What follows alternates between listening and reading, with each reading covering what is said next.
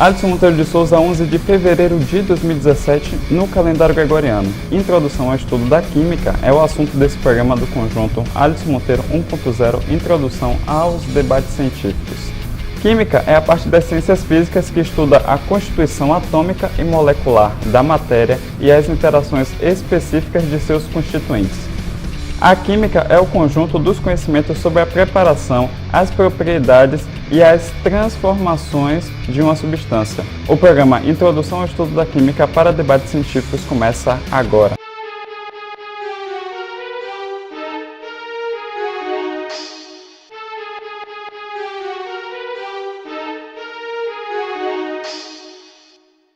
Olá, meu nome é Alisson Monteiro, eu sou Alisson Monteiro 1.0, curso para a Introdução aos Debates Científicos. O Alisson Monteiro 1.0 é um projeto meu que inclui na sua análise e divulgação todos os conhecimentos básicos para um debate científico. E o assunto de hoje é Química, mais especificamente Introdução ao Estudo da Química. Química é a parte das ciências físicas que estuda a constituição atômica e molecular da matéria e as interações específicas de seus constituintes. A química é um conjunto dos conhecimentos sobre a preparação, as propriedades e as transformações de uma substância.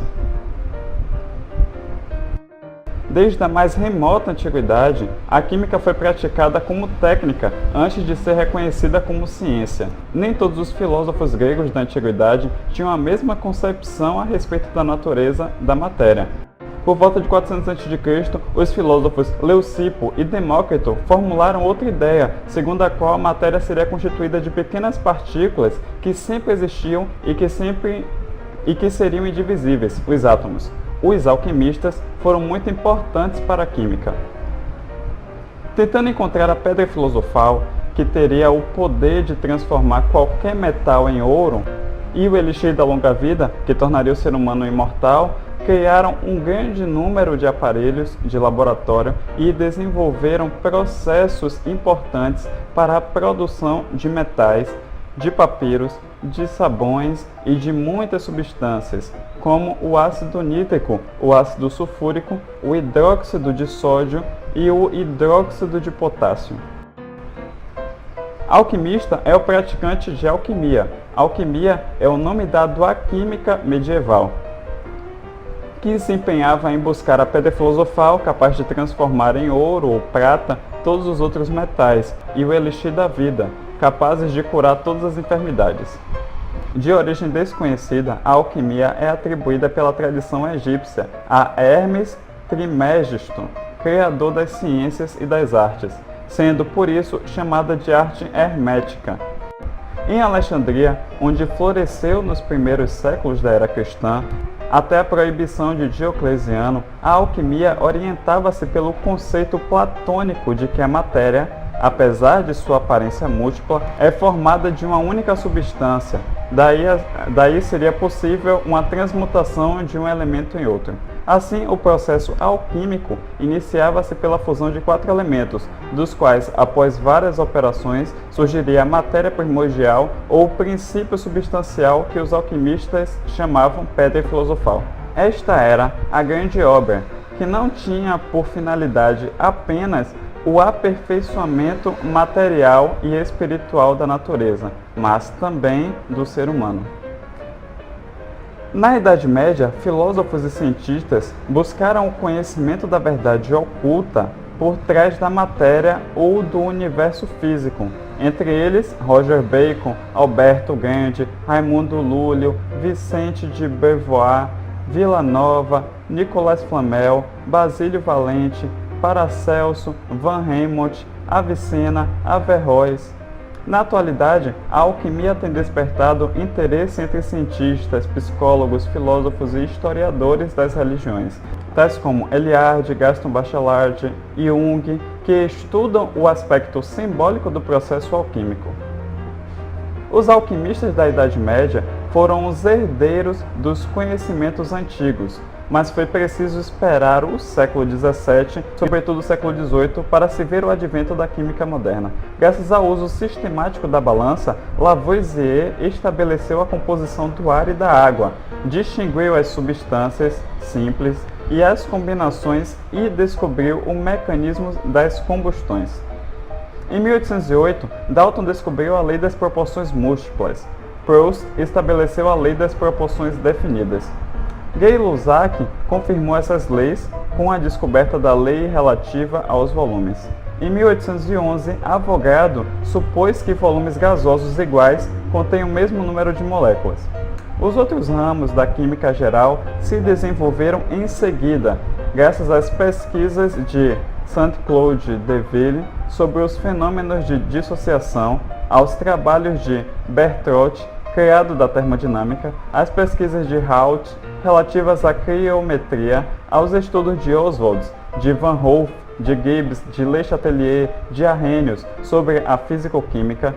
Mendeleev estabeleceu em 1869 a sua classificação das substâncias simples, enquanto a química orgânica se desenvolvia graças aos trabalhos de Chevreul, Kekulé e Howe. Nessa introdução ao estudo da química, alguns conceitos são importantes. O primeiro deles, matéria é tudo que tem massa e ocupa lugar no espaço. Isto é, tem volume. Massa e volume são então propriedades gerais da matéria. É bom lembrar também que a matéria pode se apresentar em estado sólido, por exemplo, as pedras, líquido, por exemplo, a água, e gasoso, por exemplo, o ar que respiramos. A matéria pode se transformar, e a isso damos o nome de transformações da matéria. Transformação material é toda e qualquer alteração sofrida pela matéria. As transformações da matéria são também chamadas de fenômenos materiais, ou simplesmente fenômenos. Sendo que, nessa expressão, a palavra fenômeno significa apenas transformação, não o seu significado mais extraordinário, de fantástico, de sobrenatural, etc.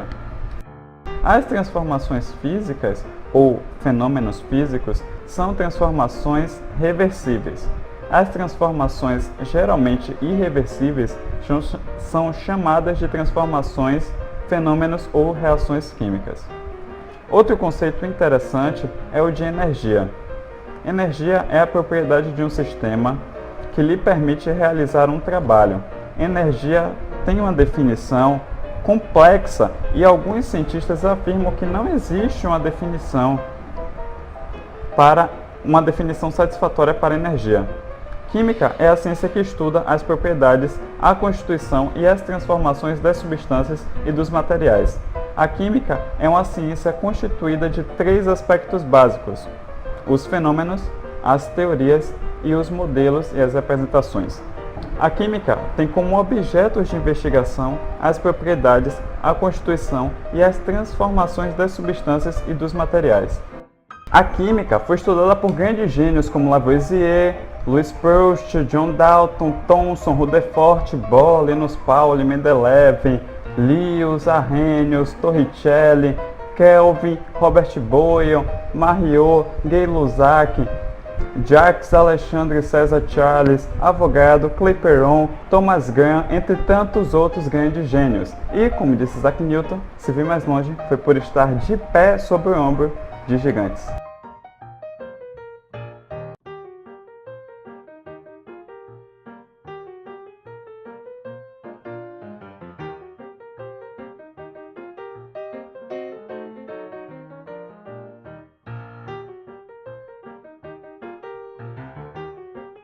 Você conhece as limitações aos direitos autorais? Os direitos autorais no Brasil são regulados pela Lei 9.610 de 19 de fevereiro de 1998. No seu artigo 46 afirma que não constitui ofensa aos direitos autorais a citação em qualquer meio de comunicação de passagens de qualquer obra para fins de estudo, crítica ou polêmica, na medida justificada para o fim a atingir, indicando-se o nome do autor e a origem da obra. Além disso, a lei ainda afirma que são livres as paráfrases e paródias que não forem verdadeiras reproduções da obra originária, nem lhe implicarem descrédito.